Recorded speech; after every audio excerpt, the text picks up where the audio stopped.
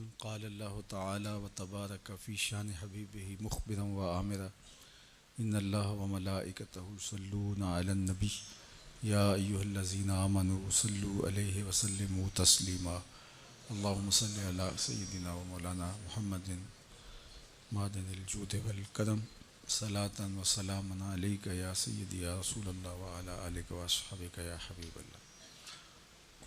تمام حمد و ثناء، تعریف و توصیف اللہ جل مجدہ الکریم کی ذات بابرکات کے لیے، جو خالق کائنات بھی ہے اور مالک شاشہات بھی۔ اللہ جل وعلا کی حمد و ثناء کے بعد رسول رحمت، شفیع معظم، نبی محتشم، حضور ختم المرتبت صلی اللہ علیہ وآلہ وسلم کے حضور ناز میں اپنی عقیدتوں، ارادتوں اور محبتوں کا خراج پیش کرنے کے بعد واجب الاحترام معزز محتشم عالی مرتبت سامعین حاضرین، بالخصوص عالی مرتبت علماء کرام، السلام علیکم ورحمۃ اللہ وبرکاتہ۔ میرے سے قبل آپ ابھی ڈاکٹر صاحب زیدہ مجدہ کا خطاب سماعت کر رہے تھے، بڑا پرمغز اور فکر انگیز خطاب تھا جو آپ نے ارشاد کیا، اور اس سے قبل ہمارے ہاں ایک بہت خوبصورت اضافہ ہوا ہے علمی دنیا میں، مفتی سہیل صاحب سیالوی زیدہ مجدہ کے نام سے۔ اللہ ان کی عمر میں، صحت میں، خدمات دینیہ میں، ان کی نجابتوں میں، شرافتوں میں مزید برکت نازل فرمائے۔ ان کا خطاب بھی آپ سماعت کر چکے۔ میں محترم ڈاکٹر صاحب کا خطاب بھی پورا نہیں سن سکا، اور مفتی صاحب کا بھی، اور جب موضوع بھی ایک ہو تو پھر جو بھی بیان ہم کر رہے ہوتے ہیں تو پھر ہوتا ہے کہ یہ بات ابھی پہلے بیان ہو نہ چکی ہو، تو وہ تکرار جو ہے وہ طبیعتوں پہ یقیناً بوجھ پیدا کرتا ہے۔ کسی نے کہا تھا کہ مکرر گرچہ سحر آمیز باشد، طبیعت را ملال انگیز باشد۔ جو چیز بار بار بیان کی جائے اس میں جادو کا اثر بھی ہو تو پھر بھی وہ طبیعتوں پہ بوجھ بنتی ہے، لیکن یہ تو کہیں مجھ سے بہتر انداز سے کسی چیز کو بیان کر چکے ہوں گے، تو اگر کوئی ایسی بات آ جائے تو مجھے آپ معاف کر دینا۔ اور دوسرا، میں کوشش کروں گا کہ بات مختصر ہی ہو، چونکہ آگے بھی کہیں بڑھنا ہے۔ عزیزم جناب حیدری صاحب نے آپ کو بتایا کہ اس کے موقع پہ یہ ہم نے احباب سے عہد کیا تھا کہ ہم یہاں باقاعدہ درس نظامی کا سلسلہ شروع کرنے جا رہے ہیں، اور میں سمجھتا ہوں کہ اس شخص کی روح کتنی خوش ہوتی ہوگی کہ جن ارمانوں کے ساتھ، جن تمناؤں کے ساتھ، جن جذبات کے ساتھ مرحوم خالد صاحب نے اس درس گاہ کا سنگ بنیاد رکھا تھا۔ اور عمومی طور پہ ہم نے تو یہ دیکھا ہے کہ بڑے بڑے علماء کے بعد مراکز اجڑ جاتے ہیں، اور ایک نعت خواں کے بعد جو ہے اس کا مرکز عروج کی سیڑھیاں چڑھ رہا ہے۔ تو یقیناً جو خلوص ہوتا ہے اس کا اپنا ایک رنگ ہوتا ہے، اور اللہ تعالیٰ اسباب بھی پیدا کر دیتا ہے، دلوں میں رجحان بھی پیدا کر دیتا ہے۔ تو دعائیں نکلتی ہیں دل سے کہ اللہ اس شخص کی قبر کو بقعہ نور بنائے جس نے اس علاقے کے لیے یہ نورانی مرکز قائم کیا۔ اور پھر میں آپ کو بھی مبارکباد دیتا ہوں، آپ کو خراج تحسین بھی پیش کرتا ہوں کہ آپ نے ان کے ساتھ جو وفا کا رشتہ قائم رکھا ہوا ہے۔ عموماً لوگ زندگی میں تو لوگوں کے ساتھ ہوتے ہیں، لیکن انتقال کے بعد وہ ربط کمزور ہو جاتا ہے، لیکن آپ کا رشتہ اتنا گوڑا تھا کہ انتقال کے بعد بھی وہ رشتہ کمزور نہیں ہوا۔ میں مر کے بھی زندہ ہوں اہل وفا کی محفل میں، کسی شاعر نے کہا تھا میں مر کے بھی زندہ ہوں اہل وفا کی محفل میں، میری محفل میں آ میرا مزار نہ پوچھ۔ تو یہاں تو مزار بھی ساتھ ہے اور ان کی محفل بھی ساتھ ہی جمی ہوئی ہے، تو دونوں چیزیں اکٹھی چلتی ہیں، ورنہ ہم نے دیکھا ہے کہ لوگوں کے مزار رہ جاتے ہیں، ان کی محفلیں ختم ہو جاتی ہیں، فکر دم توڑ جاتی ہے، اور جو ہے وہ مزارات سے ہی لوگ جڑے ہوتے ہیں۔ یہ ہمارا المیہ بھی ہے کہ ہم جو چیز اٹھانے والی ہوتی ہے اس کو اٹھانے کی بجائے، وہ میں دوستوں کو ایک دن کہہ رہا تھا کہ 11ویں تو ایک علمی نشست تھی حضرت سیدنا شیخ عبد القادر جیلانی علیہ رحمہ کی۔ اب دور و نزدیک سے لوگ آتے، اور ظاہر ہے اتنا لمبا سفر کر کے آئے ہیں تو پھر ان کی جسم کی ضرورت بھی ہے، بھوک بھی لگتی ہے، تو اس کے لیے لنگر کا بھی انتظام کر دیا گیا۔ لنگر کا انتظام تو ضمناً کیا گیا، اصل تو علمی مجلس تھی، لیکن وہ لنگر رہ گیا اور جو اصل تھی وہ ہم نے اس کو اڑا دیا۔ تو یہ مزاج ہوتا ہے ہمارا۔ یہ لوگ عمرے سے واپس آتے ہیں، حج سے واپس آتے ہیں، تو واپس آ کے وہ وہاں کی باتیں سناتے، تو مجھے بعض کا بڑا ہوتا ہے، میں دوستوں کہتا ہوں کہ بس اپنا اپنا ظرف ہوتا ہے، تو آ کے وہ سنا رہے ہوتے ہیں کہ بس وہ مدینہ شریف میں بیٹھا ہوا تھا، میرے دل میں آیا کہ بریانی ملے، تو ایک آدمی بریانی لے کے آ گیا۔ میرے دل میں آیا کہ کوئی جو ہے وہ مجھے پائے مل جائیں، تو وہاں تو لجپال ہیں، اور بس یہ دل میں آنے کی دیر تھی، تو ایک صاحب آئے کہ آپ سب پائے کھانے، تو میں ان کے ساتھ چلا گیا، اور ماشاءاللہ اتنے پائے، اور یہ مجھے اس سے کوئی اعتراض نہیں ہے، کوئی پائے کھائے تو مجھے کیا نقصان ہے، اور مجھے کوئی اس سے غصہ بھی نہیں ہے، اور دوسرا سرکار کی در سے دنیا اور دین دونوں نعمتیں ملتی ہیں۔ لیکن مجھے افسوس ہے کہ وہاں بھی پائے ہی کھانے گئے تھے، وہاں بھی جو ہے وہ زردے متنجن اور بریانیوں کی تلاش میں گئے تھے، وہاں تو کچھ اور لینا چاہیے تھا آپ کو، وہاں تو کچھ اور ڈھونڈنا چاہیے تھا۔ آہ اے ناداں تو ہی چند کلیوں پر کنات کر گیا، ورنہ گلشن میں علاج تنگی داماں بھی تھا۔ وہاں تو درد دل مانگنا چاہیے تھا، وہاں تو کچھ اور طلب، وہاں تو تہجد کے سجدے مانگنے چاہیے تھے، وہاں تو علم کے اجالے مانگنے چاہیے تھے، وہاں تو امت کا عروج مانگنا چاہیے تھا۔ لیکن ہم وہاں جا کر کے بھی بریانی مانگ رہے ہوتے ہیں، وہاں جا کے بھی ہم یہ مانگ رہے ہوتے ہیں۔ تو چونکہ ہمارا ظرف یہ جو ظرف ہوگا اس کے مطابق ہی ہم طلب کریں گے، تو ہمارا تو ظرف بھی بہت چھوٹا ہے۔ تو میں سمجھتا ہوں کہ اگر کہیں ظرف بھی مل جائے، کہیں شعور بھی مل جائے، عمل کی منزل تو بعد میں آتی ہے، وہ بھی بہت بڑی دولت ہے۔ آج کل ہم شعوری فقدان کا شکار ہیں، علمی فقدان کا شکار ہیں، ہم فکری طور پہ انتہائی جو ہے وہ پسماندہ ہو گئے ہیں، اور قومیں کبھی بھی اٹھ نہیں سکتی جب تک وہ فکری طور پہ بلند نہیں ہوتی۔ قوموں کی نہضت، قوموں کی نشت، اس کی بنیادی علم ہے۔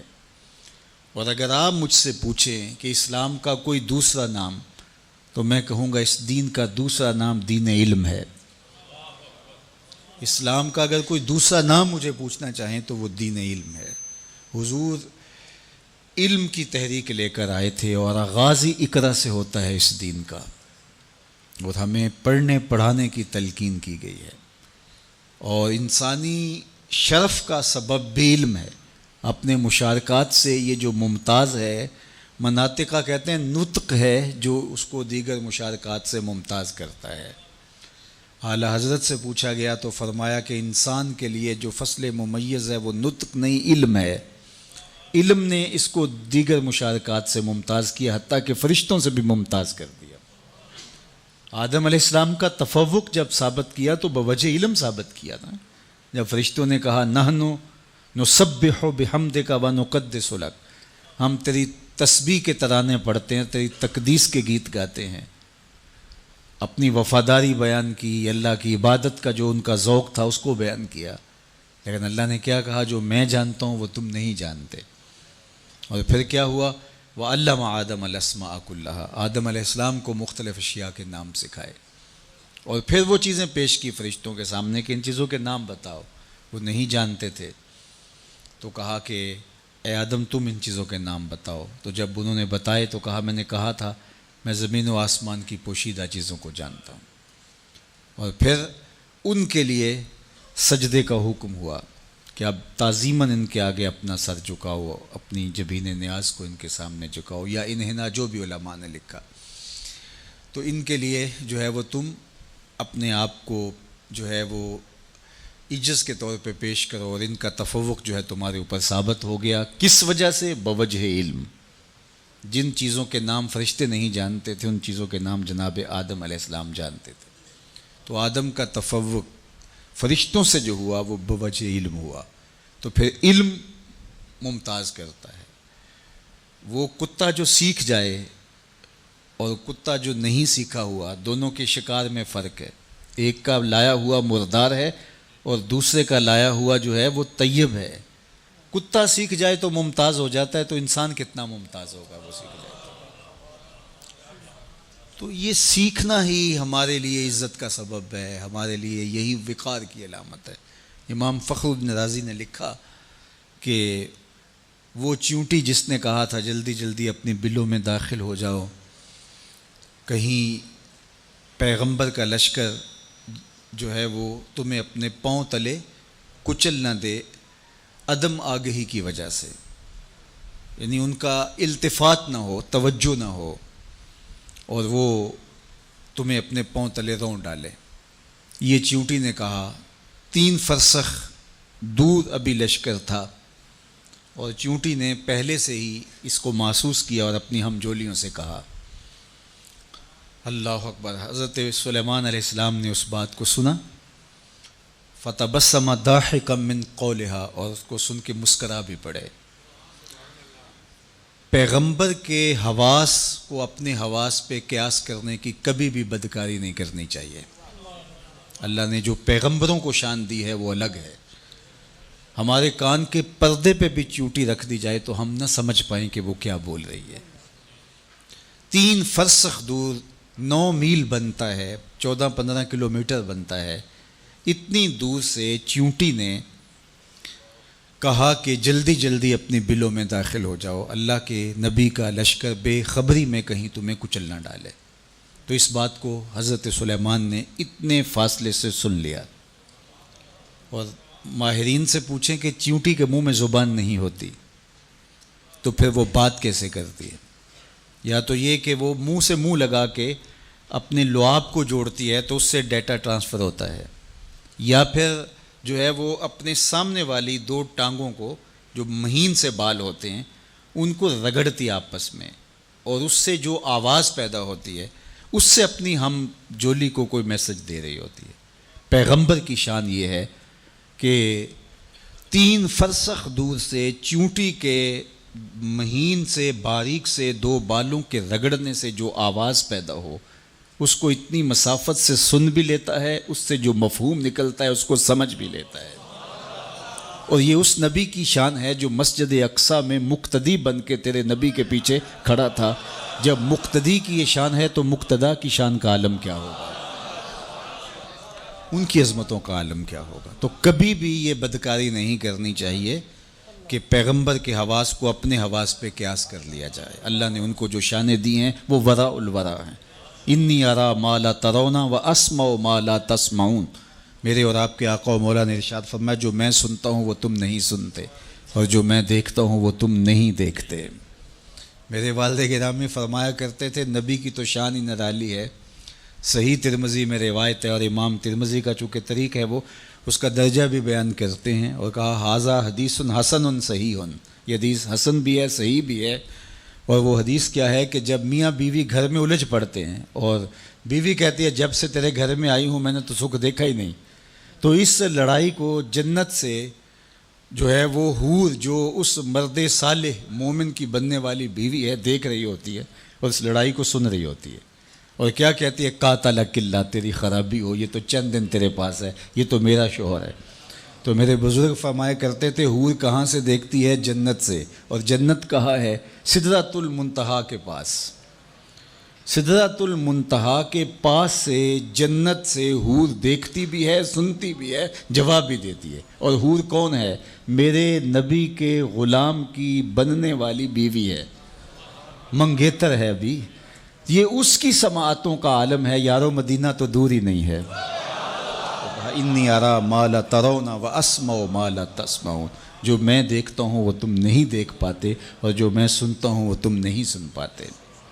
اللہ اکبر۔ حضور صلاۃ الاستسقاء پڑھانے لگے نا تو ہاتھ حضور نے آگے بڑھا لیا، پھر پیچھے کھینچ لیا، سلام پھرا تو پوچھا گیا حضور آپ نے ہاتھ آگے بڑھایا تھا پھر کھینچ لیا، کہا جنت میں کھجوروں کا ایک خوشہ لٹک رہا تھا، میں تمہارے لیے توڑنے لگا، اور اگر توڑ لیتا تم قیامت تک کھاتے رہتے، ختم نہ ہوتا، پھر میں نے چھوڑ دیا، میں نے کہا نہیں قیامت کو ہی صحیح۔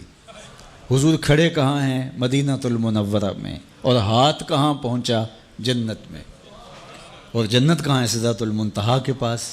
میں اور آپ ہاتھ اٹھائیں تو ہمارا ہاتھ 3 فٹ پہنچتا ہے، ہاں نظر پہلے آسمان کے دوسرے آسمان کے ستارے بھی دیکھ لیتی ہے، میرا ہاتھ 3 فٹ تک پہنچتا ہے، نظر تیسرے آسمان تک پہنچتی ہے، اور جس کا ہاتھ جنت تک پہنچتا ہے اس کی نگاہ کہاں تک پہنچتی ہے؟ اس کی نگاہوں کا عالم کیا ہو؟ تو کہا جلدی جلدی اپنی بلوں میں داخل ہو جاؤ، اللہ کے پیغمبر کا لشکر تمہیں کہیں بے خبری میں کچل نہ دے۔ تو اس پر حضرت سلیمان مسکرائے۔ اللہ اکبر۔ تو امام فخر الدین رازی علیہ رحمہ فرماتے ہیں کہ اس چیوٹی کو اس بات کا علم تھا کہ پیغمبر کی صحبت پانے والا لشکر جان بوجھ کر ننھی جان کو بھی ضائع نہیں کر سکتا، اس لیے اس نے کہا کہیں بے خبری میں نہ ماری جاؤ، کہیں بے خبری میں نہ کچلی جاؤ۔ تو یہ چیونٹی کو بھی علم تھا، اس علم کی وجہ سے قیامت تک آنے والی چیونٹیوں کا اس چیونٹی کو سردار بنا دیا گیا، یہ شعور رکھنے کی وجہ سے کہ پیغمبر کی صحبت میں بیٹھنے والا لشکر جان بوجھ کے ننھی جان کو بھی ضائع نہیں کر سکتا۔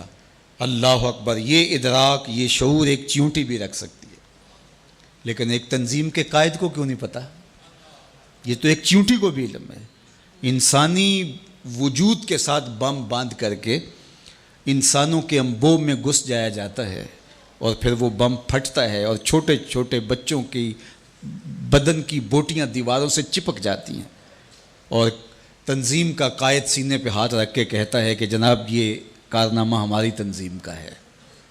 میاں ایک چیونٹی کو بھی شعور ہے کہ نبی کی تربیت میں رہنے والا لشکر جان بوجھ کے ننھی جان کو بھی ضائع نہیں کر سکتا، اور جو انسانوں کے انبوہ میں گھس جاتے ہیں اور خود کش بمبار حملے کرتے ہیں وہ کسی شیطان کا لشکر تو ہو سکتا ہے، پیغمبر کا لشکر نہیں ہو سکتا۔ یہ ادراک چیونٹی کو بھی ہے۔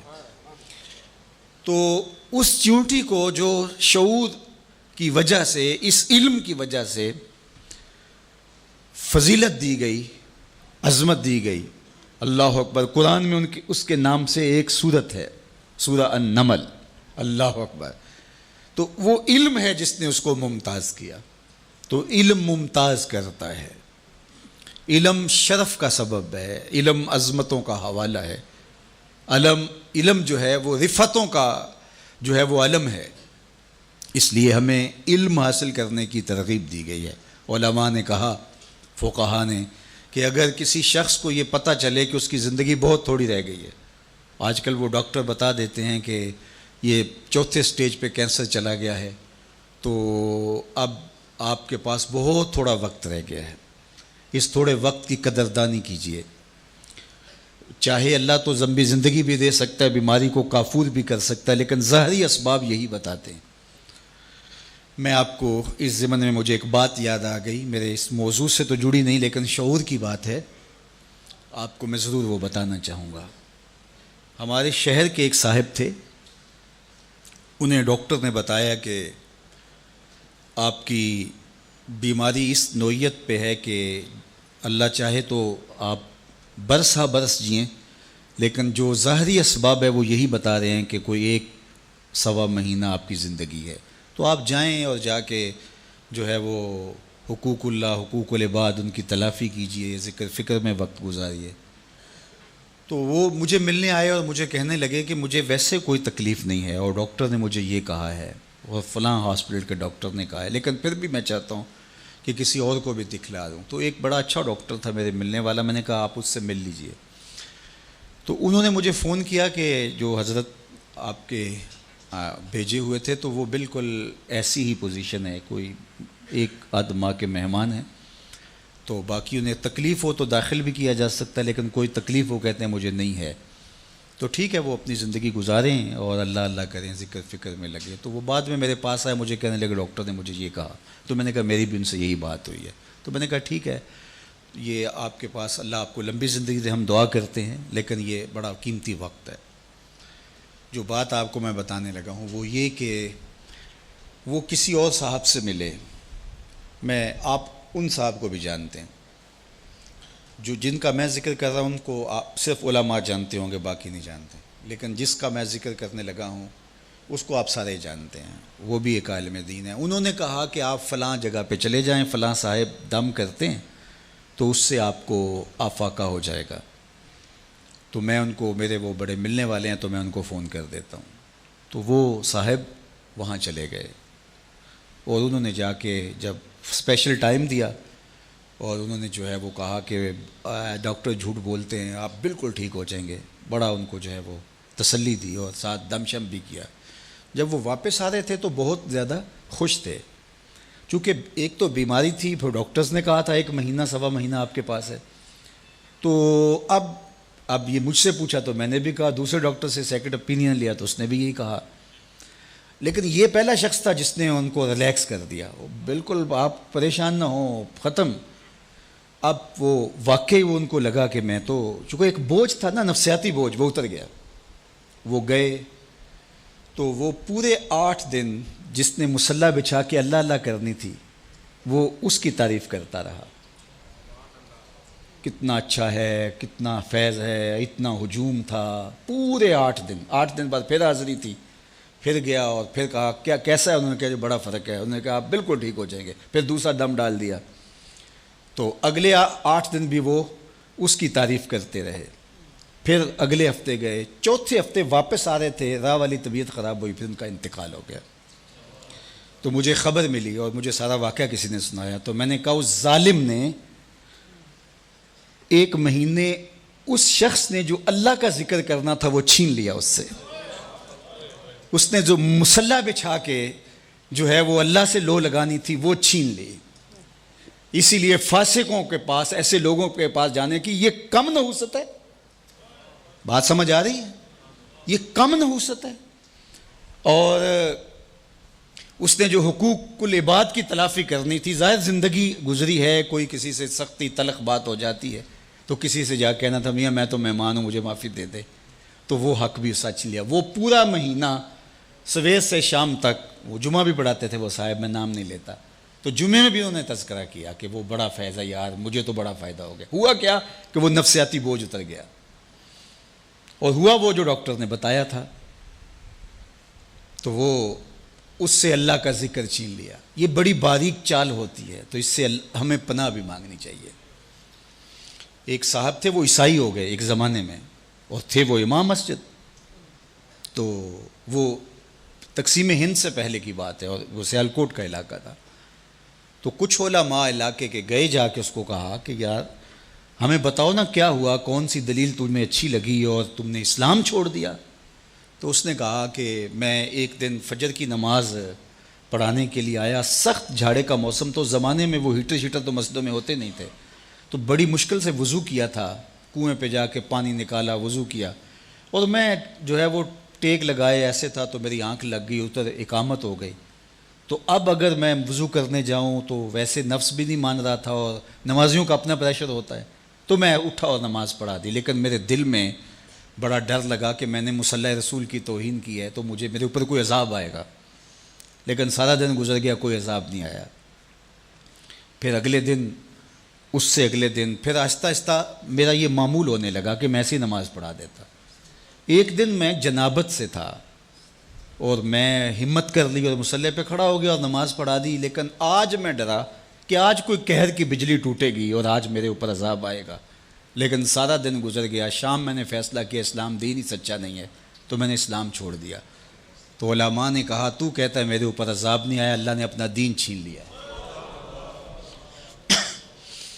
تو سمجھتا ہے میرے اوپر عذاب کوئی نہیں آیا، اللہ نے اپنا دین چھین لیا ہے۔ اللہ کسی سے توفیق سلب کر لے، یار تھپڑ تو اس کو ماریں گے نا، اس بچے کو جس کو آپ داخلہ جس کا ختم نہیں کرتے، کان تو اس کو پکڑائیں گے جس کو آپ کو اپنا بچہ سمجھیں گے، اور جس کو آپ نکال ہی دیں گے، نہ اس کو تھپڑ ماریں گے، نہ اس کو سزا دیں گے، نہ اس کو کان پکڑوائیں گے، نہ اس کو فائن کریں گے. فائن تو اسی کریں گے جس کو اپنا سمجھیں گے. تو اگر ٹانگ ٹوٹ جائے، کوئی اور نقصان ہو جائے، تو یہ تو اللہ کا ایک پیار کا روپ ہے کہ وہ تجھے سمجھاتا ہے، تنبیہ کرتا ہے تجھے. لیکن اس نے تجھ سے اپنا دین ہی چھین لیا، اس سے بڑا عذاب کیا ہو سکتا ہے؟ تو میں آپ سے یہ کہوں گا، ان عاملوں سے بچو. اتنی باریک چالیں ہیں ان کی. اور اب ہوا کیا کہ ان کے اوپر ایک نفسیاتی بوجھ تو تھا کہ 1 مہینہ میری زندگی ہے، تو اس نے وہ اتار پھینکا، ہو کچھ نہیں ہوگا آپ کو. تیرے پاس کیا دلیل ہے کہ کچھ نہیں ہوگا؟ تو جو ہے وہ اس کا وہ بھی، اور اس کا جو مہینہ تھا اللہ کے ساتھ لو لگانے کا، وہ اس فاسق فاجر اس عامل کی تعریف میں گزر گیا. حتیٰ کہ وہ درمیان میں جو 3-4 خطبات جمعہ آئے، اس کے اندر بھی جو ہے وہ اس کا ذکر چلتا رہا. تو اب یہ دیکھیے کہ یہ جہالت جو ہے وہ کہاں تک جاتی ہے. تو بات کر رہا تھا کہ شعور کا نور اللہ تعالیٰ عطا فرمائے تو پھر منزل آگے بڑھتی ہے. تو اگر آپ مجھے اسلام کا دوسرا نام پوچھیں تو اسلام کا دوسرا نام دین علم ہے. اللہ کے محبوب علیہ السلام نے احد کے موقع پہ جب 70 صحابہ شہید ہوئے تھے، تو اس وقت جب تدفین کا مرحلہ آیا تو حضور پوچھتے تھے کس کے سینے میں قرآن کی آیتیں زیادہ ہیں، اس کو آگے دفن کیا جاتا تھا. یعنی دنیا میں بھی وہ آگے اور دین میں بھی وہ آگے. ڈاکٹر غلام جیلانی برق نے اپنی کتاب میں لکھا کہ کسی جگہ پہ کوئی تقریب تھی، تو جو آگے والی رو تھی کرسیوں پہ کہ وہاں ڈی ایس پی صاحب کو، وہاں اس طرح کے عہدیداروں کو جو منصبدار ہیں، انتظامی امور کے ماہر جو ہیں وہ بڑے، ان کو بٹھایا گیا. اور پیچھے والی جو ہے وہ رو تھی، وہاں ٹیچرز کو، ہیڈ ماسٹر، پروفیسر وغیرہ کو بٹھایا گیا. تو وہاں سے جو واپس آئے تو انہوں نے جو ہے وہ اپنی کتاب میں اس کا ایک ذکر کیا ہے. تو وہ کہتے ہیں کہ یہ قوم آگے نہیں بڑھ سکتی، یہ قوم آگے نہیں بڑھ سکتی. کیوں نہیں آگے بڑھ سکتی؟ کہا کہ ایک پروفیسر کو دوسری رو میں بٹھایا جائے اور دوسری جانب جو ہے وہ ایک انتظامی سربراہ کو آگے بٹھایا جائے تو یہ قوم کیسے آگے وہ اس پہ رو رہے تھے. اور آج جو ہاہاکار مچی ہوئی ہے، اللہ اکبر، وہ مسجد کے اندر ٹیسٹ لے رہا ہوتا ہے جاہل مولوی صاحب کا کہ مولوی صاحب رکھنے اور 4-5 جاہل بیٹھے ہوتے ہیں، وہ ٹیسٹ لے رہے ہوتے ہیں. تو وہ اگر خودکشی جائز ہو تو خودکشی مولوی صاحب کو کر لینی چاہیے، لیکن یہ شریعت جائز قرار نہیں دیتی ہے. تو اب یہ جہالت ہو گئی ہے. بے وقوفاں دے نوکر ویکھے دانش مند سیانے، میاں صاحب نے کہا تھا بے وقوفاں دے نوکر ویکھے دانش مند سیانے. آج یہ ہے. تو پھر یہ قوم آگے کبھی نہیں بڑھ سکتی. 2 کو 2 سے ضرب دے تو حاصل ضرب 4 آتا ہے. یہ اللہ کا ضابطہ ہے، کبھی ہو ہی نہیں سکتا. یہ ٹکرے مارنے والی بات ہے. کبھی ہم اس سے امید لگا کے بیٹھتے ہیں، کبھی اس سے امید لگا کے بیٹھتے ہیں. کچھ بھی نہیں ہونے والا. تعمیر ہو جس سے آدم کی، یہ وہ گل ہی نہیں، اس مٹی سے کچھ نہیں نکلنے والا. جب تک ہم علم کی طرف نہیں آئیں گے، علم کی تکریم نہیں ہوگی، علم کی عزت نہیں ہوگی، علماء تیار نہیں ہوں گے، اور عصری دینی تکوینی ہر طرح کے فنی علوم، سب طرح کے علوم جب تک نہیں سیکھیں گے، کبھی بھی ہماری تقدیر نہیں بدل سکتی. یہ بات طے شدہ ہے. 2 ضرب 2 کے حاصل ضرب کی طرح ہے، اس میں کوئی دوسری رائے نہیں ہے. ہم احمقوں کی جنت میں رہتے ہیں کہ ہم سمجھتے ہیں کہ شاید ہم ایسے ہو جائیں، ایسے ہو جائیں. شارٹ کٹ سے کچھ نہیں ہوتا. جن قوموں نے آج عروج پایا ہے ان کی تاریخ پڑھ لیں، ایسا ہی ہوا ہے. تنے بردہ سے بیزار ہے حق، خدائے زندہ زندوں کا خدا ہے. ایسا کبھی نہیں ہوگا کہ ہم ہاتھ پہ ہاتھ دھر کے بیٹھے اور علم کی آماج گاہیں اجڑ جائیں اور جاہلوں کو ہم جو ہیں وہ مناصب کے اوپر بٹھا دیں تو ہم سمجھیں کہ ہم جو ہے وہ ترقی پا جائیں. کبھی بھی نہیں ہو سکتا. اس لیے ہمیں علم کی آماج گاہوں کو آباد کرنا ہوگا. اب جو معاشرے میں پھیلا ہوا ہے، ہم اگر اس کو دیکھیں تو ہم تو مایوس ہو جاتے ہیں کہ ہم کیا کر سکتے ہیں جب اتنا کچھ پھیلا ہوا ہے. تو صرف ہمیں ہمارے حصے کا کام کرنے کا کہا گیا ہے. ہمارے ہاں ذمہ داری بھی وہی ہے اور ہمارا رب ہم سے پوچھے گا بھی اتنا ہی. اس لیے جو میری ذمہ داری ہے میں اس کو نبھاؤں اور جو آپ کی ذمہ داری ہے اس کو نبھائیں. اللہ اکبر. اور وہ ہم نے کرنا ہے. تو انشاءاللہ یہی چراغ جلیں گے تو روشنی ہوں گی. انہی آماج گاہوں سے نور پھوٹے گا، یہیں سے اجالے پھوٹیں گے. تو اس لیے میں آپ کو کہتا ہوں کہ جہاں بھی چراغ علم روشن ہو وہاں اپنے جگر کا خون ضرور ڈالیں. یہ کام کرنے والوں کے لیے آج کے دور میں دین کا خلوص کی بنیادوں پہ کام کرنے والے اگر آپ ڈھونڈنے نکلیں گے تو آپ کو ملیں گے نہیں، انگلیوں پہ گننے والے لوگ ہوں گے چند. لیکن ایسا نہ ہو کہ ان بیچاروں کو بھی کام کے لیے وسائل رکاوٹ بن جائیں. تو اللہ نے جس کو جو دیا ہے، صلاحیت ہے، مال ہے، وہ نچھاور کر دیں تاکہ ان کو کم از کم اس باب کے اندر کوئی پریشانی نہ ہو. ویسے بھی فرمایا گیا کہ دین کا کام درہم و دینار سے ہوگا قرب قیامت میں. اس کا ایک معنی تو یہ ہے کہ لوگ دین کو درہم و دینار کے بدلے میں بیچیں گے، اور دوسرا یہ ہے کہ اگر کوئی کام کرنا بھی چاہے گا تو اس کو وسائل کی بہرحال ضرورت ہوگی. وہ زمانہ تھا کہ علماء برگد کے درخت کے نیچے بیٹھ جاتے تو لوگ ان کے پاس آ کے پڑھ کے وہیں سے چلے جاتے. مجھے اچھی طرح یاد ہے، میں بالکل بچہ تھا، والد گرامی کے پاس جو لڑکے پڑھتے تھے وہ ہماری بھینسوں کو چارہ ڈال رہے ہوتے اور جو ہے وہ بہت خدمت کرتے ہوتے. لیکن آج جو ہے وہ میں تو اپنے طلباء سے کوئی خدمت نہیں لے سکتا. اس وقت وہ مسجد میں جا کے سو رہتے اور بیٹھک میں آ کے جو ہے وہ دن کو سبق پڑھ لیتے. تو آج کیا ایسا ہو سکتا ہے؟ آج اچھی عمارتیں بنانی پڑیں گی، اچھا ماحول دینا پڑے گا، ایک چھت تلے سب کچھ فراہم کرنا پڑے گا. تو پھر تقاضے بدل گئے ہیں. جب تقاضے بدل گئے ہیں تو ہمیں بھی جو ہے وہ تھوڑا سا اس میں کام دینا ہوگا، اور اس راستے کے اندر خرچ کیا گیا مال. حضرت شیخ احمد مجدد الفسانی علیہ رحمہ فرماتے ہیں دیگر مدات میں خلوص کے ساتھ لاکھوں روپے خرچ کرنے سے اعانت دین میں ایک دانگ یعنی ایک ٹگا خرچ کرنا زیادہ افضل ہے، کیونکہ اس سے اعانت دین ہوگی، دین کو تقویت ملے گی. تو اس لیے میں آپ سے کہوں گا ہمیں بہت بڑے سرمایہ داروں کی ضرورت نہیں. یہ جتنے لوگ یہاں آپ بیٹھے ہوئے ہیں، آپ کو لاکھوں نہیں ہیں، ہزاروں نہیں ہیں، چند سو لوگ ہیں. اگر آپ چند سو لوگ یہ سمجھ لیں کہ اللہ نے ہمیں بیٹے دیے، ہمارا ایک بیٹا دارالعلوم میں پڑھ رہا ہے، اگر پڑھ رہا ہے تب بھی اگر نہیں پڑھ رہا تو سمجھیں کہ ایک بیٹا ہمارا اولاد سے، ایک ہمارا بھائی، ایک ہمارا دوست دارالعلوم میں پڑھ رہا ہے اور اس کا خرچہ میرے ذمے ہے. صرف اتنے لوگ جڑ جائیں اور کہیں کہ ہم نے کرنا ہے تو کبھی بھی جو ہے وہ ان کو وسائل کے لیے کچھ نہ کہنا پڑے. اور یہ ہونا چاہیے، اور اس کے لیے اس کے بغیر چارہ کار نہیں ہے. باقی ماشاءاللہ انہوں نے کر دکھایا. میں تو جاتا ہوں تو بڑے بڑے مزار دیکھ کر کے بعض کا طبیعت ہوتی ہے کہ جو ہے وہ اتنے مزار بنانے کی ضرورت تھی، جامعہ بنایا جاتا. لیکن یہاں مزار دیکھ کے مجھے دکھ اس لیے نہیں ہوا کہ جامعہ اس سے پہلے بن چکا تھا. تو لہٰذا ان لوگوں کا حق ہے کہ جو ہے وہ ان کو اعزاز و تکریم دی جائے اور ان کی عزت افزائی کی جائے. تو اللہ اس مسجد کو، اس دارالعلوم کو آباد رکھے، اور خالد مرحوم رحمۃ اللہ تعالیٰ علیہ کی قبر کو بقعہ نور بنائے. ان کے جو رفقاء کار ہیں، محترم حیدری صاحب ہیں اور دیگر، اللہ تعالیٰ ان کو ان کے مشن پر گامزن رکھے، اور یہ جو سلسلہ نور شروع کیا ہے اللہ تعالیٰ اس کے لیے خزانہ غیب سے وسائل بھی دے، اور اللہ تعالیٰ جل شانہ یہاں خوبصورت تعلیمی نظم کی صورت عملی طور پہ ہمیں نظر بھی آئے. اللہ اپنی خاص پناہ امان اور حفاظتوں کا حصار دے. وآخر دعوانا ان الحمدللہ.